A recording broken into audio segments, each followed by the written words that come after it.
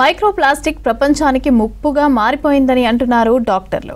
గాలి, నీరు, ఆహారం ద్వారా ప్లాస్టిక్ శరీరంలోకి వెళ్లి తీవ్రమైన వ్యాధులకు కారణమవుతోందని అన్నారు ప్రొఫెసర్ ప్రభాకర్ రెడ్డి. దీంతో క్యాన్సర్ లాంటి రోగాలు పెరుగుతున్నాయని తెలిపారు. ప్లాస్టిక్ వాడకం తగ్గించకపోతే శరీరం మొత్తం నిండిపోతుందని హెచ్చరిస్తున్న NIMS clinical pharmacology additional professor doctor Prabhakar రెడ్డితో శ్రీశైలం ఫేస్ టు ఫేస్.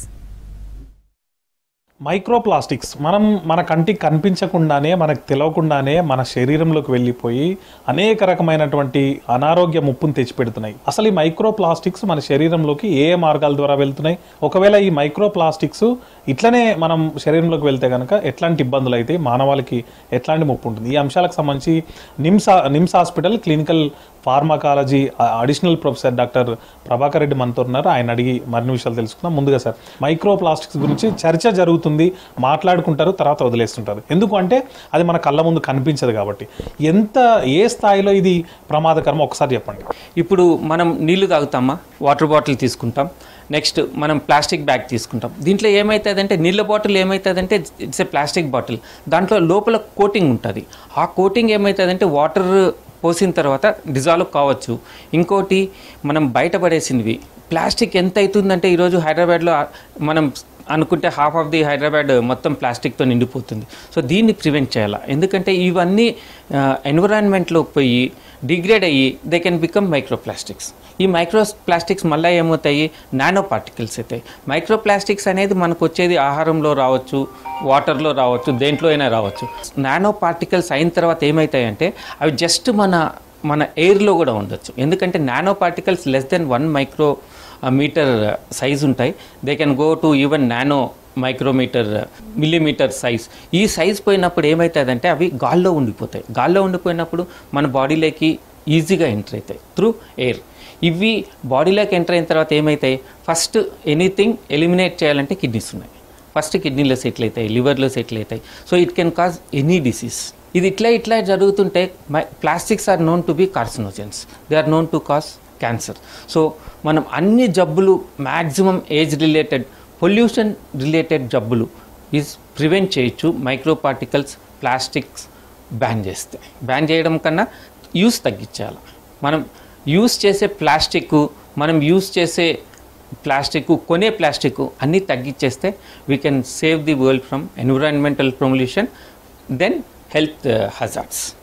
చిన్న చిన్న పిల్లలకు పుట్టిన వెంటనే వాళ్ళకు పాల డబ్బాలు మనం పడుతున్నాం, అందులో పాలు పోసి, అట్లా అందులో వేడి పాలు కూడా పోసి చల్లారుస్తారు కొన్నిసార్లు. పుట్టినప్పటి నుంచే మైక్రోప్లాస్టిక్స్ మన బాడీలో ఉండిపోతే దాని ద్వారా వచ్చేటువంటి సైడ్ ఎఫెక్ట్స్ కానీ అనారోగ్య సమస్యలు కానీ ఏమేమి ఉంటాయండి రోజువారీ జీవితంలో కూడా? సో ఇప్పుడు ఏమవుతుందంటే మనం చూస్తున్నాం హార్ట్ అటాక్స్ 20 ఏండ్లు, క్యాన్సర్లు 30 ఏండ్లు, లంగ్ డిసీజెస్ 25. ఇవన్నీ results of taking plastic and environmental pollution. So ఇవన్నీ ఇప్పుడు బేబీ పాలు తాగేటప్పుడు మీకు చూపించిన లైక్ ఆ బాటిల్, పాలు తాగే బాటిల్లో కూడా నువ్వు బేబీ పాలు తీసుకునేటప్పుడు microplastics can come in form of nano particles. So baby నుంచి స్టార్ట్ అయినప్పుడు మైక్రోప్లాస్టిక్ బాడీలో accumulate they can lead to any organ damage or కార్సినోజెన్సిస్.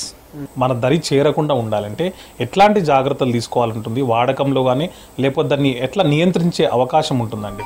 అంటే మ్యాక్సిమం మనము ప్లాస్టిక్ వాడడం తగ్గించేయాలి.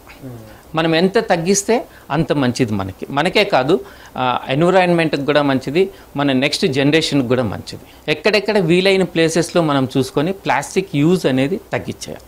మనం వాటర్ బాటిల్స్ యూజ్ చేస్తాం, క్యారీ బ్యాగ్స్ వాడతాం, మ్యానుఫ్యాక్చరింగ్ సెక్టర్లో కూడా చాలా వాడతారు. అవన్నీ యూజెస్ తగ్గించేయాలి. అప్పుడు మనకి ఎన్విరాన్మెంట్ పొల్యూషన్ తగ్గుతుంది, హెల్త్ బెనిఫిట్స్ కూడా చాలా ఉంటాయి. ఇంకొకటి సార్, ఈ మధ్య సింగిల్ యూజ్ ప్లాస్టిక్ అని మాట్లాడుతున్నారు. అంటే ఒకసారి వాడి దాన్ని పడేయడమో ఏదో చేస్తున్నారు. అంటే సింగిల్ యూజ్ ప్లాస్టిక్స్తో కూడా మనకి ఇదే ముప్పు ఉంటుందా? ఒకవేళ నిజంగానే అది ఒకటేసారి వాడి పడేయడం వల్ల ఏమైనా పర్యావరణానికి మేలు జరిగే ఛాన్స్ ఏమైనా ఉంటుందా? మన ఆరోగ్యానికి కూడా ఏమైనా మేలు జరగవచ్చా? ఎనీ ప్లాస్టిక్ అది నాన్ డిగ్రేడబుల్, నాన్ బయోడిగ్రేడబుల్. అది it will take at least 100 to 1000 years మొత్తం డిగ్రేడ్ అయిపోయేదానికి. సో మనం ఎంత ప్లాస్టిక్ యూస్ చేసి పడేస్తే అంత బరువు అర్త్ మీద పడుతుంది, భూమి మీద పడుతుంది.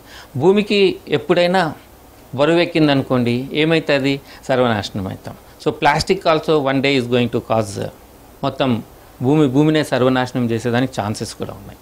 ఇది చూసారు కదండి, మనం నడిచే నేల కానీ, తాగేటువంటి నీళ్లు కానీ, పీల్చేటువంటి గాలి కానీ మనకు తెలియకుండానే ఈ మైక్రో ప్లాస్టిక్స్ అనేవి మన శరీరంలోకి వెళ్ళిపోతున్నాయి. మన శరీరాన్ని పాడు చేయడమే కాదు, అది భూమిని కూడా కలుషితం చేస్తుంది. కొన్ని వేల సంవత్సరాల పాటు అవి అట్లనే ఉండిపోవడం వల్ల, అవి కరిగిపోకుండా ఉండడం వల్ల భూమి కూడా కలుషితం అయిపోయి అనేక పర్యావరణ మార్పుల కారణంగా అనేక ఇబ్బందులు కూడా ప్రజలు ఎదుర్కోవాల్సి వస్తుంది. కాబట్టి పర్యావరణం బాగుండాలి, మన ఆరోగ్యం కూడా బాగుండాలి అంటే ప్లాస్టిక్ని ఆ వాడకం తగ్గించడం, దాన్ని నియంత్రించడం వల్లే అది సాధ్యమవుతుందని చెప్పి డాక్టర్ ప్రభాకర్ గారు చెప్తున్నారు. కెమెరా పర్సన్ జగన్తో శ్రీశైలం, V6 న్యూస్, హైదరాబాద్.